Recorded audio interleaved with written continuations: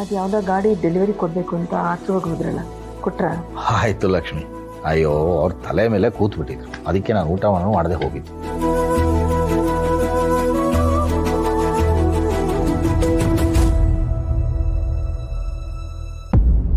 ಲಕ್ಷ್ಮಿ, ಬೆಂಕಿ ಚೆಲುವಿಯ ಚರ್ಚ್ಗೆ ಹೋಗ್ಬಿಟ್ಟು ಬರ್ತೀನಿ ಅಂತ ಹೋದ್ರಲ್ಲ, ಇನ್ನೂ ಬರಲಿಲ್ವಾ? ಇನ್ನೂ ಬಂದಿಲ್ಲ ರೀ. ನೀನು ಬರ್ಬೋದು. ಏನೋ ದೇವ್ರ ದಯೆಯಿಂದ ನಮ್ಮ ಬೆಂಕಿಗೆ ಅವ್ರ ತಾಯಿ ಸಿಕ್ಬಿಟ್ರೆ ಸಾಕಪ್ಪ.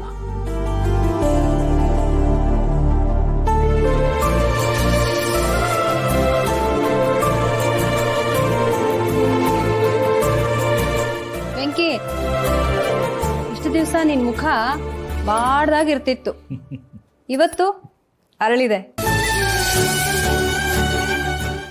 ಮತ್ತೆ ಅವ್ರ ತಾಯಿ ಫೋಟೋ ಮತ್ತೆ ಸಿಕ್ಕಿರುವಾಗ ಮುಖ ಅರಳದೆ ಇರ್ತದಾ?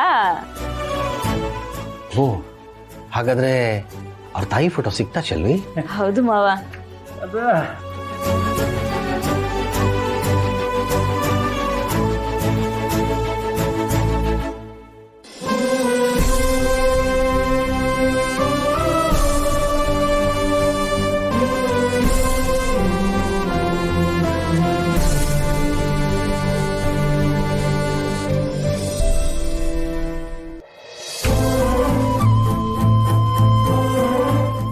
ಬೆಂಕಿ, ಹುಷಾರಾಗಿಟ್ಕೋ, ಮತ್ತೆ ಕಳ್ಕೋಬೇಡ. ಮತ್ತೆ ಫಾದರು ಇದೇ ಹೇಳಿದ್ದಾರೆ, ಇದೇ ಅವ್ರ ಹತ್ರ ಇರೋ ಕೊನೆ ಫೋಟೋ ಅಂತೆ. ಇದನ್ನ 2-3 ಕಾಪಿ ಮಾಡಿ ಇಟ್ಕೋ.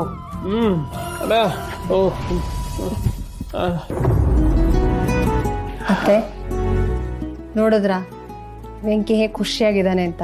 ಇಷ್ಟು ದಿವಸ ಅವ್ರ ತಾಯಿ ಫೋಟೋ ಕಳೆದೋಗಿತ್ತು ಅಂತ ಅದೇ ಬೇಜಾರಲ್ಲಿ ಊಟ ತಿಂಡಿನೂ ಸರಿಯಾಗಿ ಮಾಡ್ತಿರ್ಲಿಲ್ಲ. ಈಗ ನೋಡಿ ಹೇಗೆ ಖುಷಿಯಾಗಿದ್ದಾನೆ ಅಂತ. ವೆಂಕಿ, ಇವತ್ತು ಹೊಟ್ಟೆ ತುಂಬಾ ಊಟ ಮಾಡ್ತೀಯಲ್ಲ? ನನ್ನ ಮಗ ನಗ್ನಗ್ತಾ ಇದ್ರೆ ನಮ್ಮ ದುಃಖ ಎಲ್ಲ ಮರ್ತೋಗತ್ತಲ್ವೇನ್ರಿ? ನಿಜ ಲಕ್ಷ್ಮಿ, ಫೋಟೋ ಸಿಕ್ಕಿದ್ದಕ್ಕೆ ಇಷ್ಟು ಖುಷಿಯಾಗಿದ್ದಾನೆ.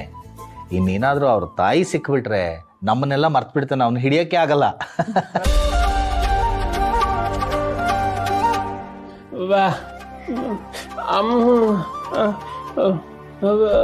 ಸಿಗ್ತಾರೆ ಬಿಡೋ.